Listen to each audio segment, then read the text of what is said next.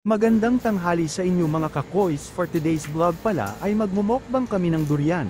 Ito ay galing sa farm ng kumpare ko si Larry. Harvest season kasi ngayon ng mga prutas, tulad ng durian, mangosteen at iba pa. Kaya ngayon month ng August ay sinaselebrate dito sa Davao ang Araw ng Cagayawan o Fruit Festival.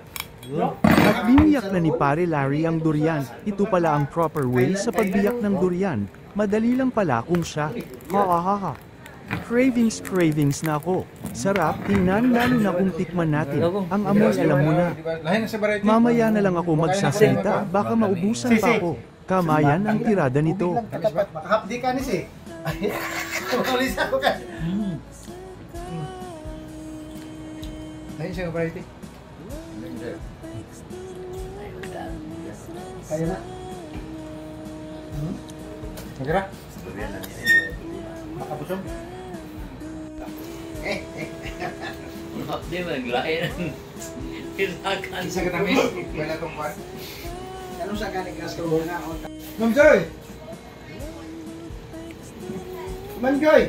Ang bilis na ilos parang dinaan lang ng bagyo. Kois El Yuri TV.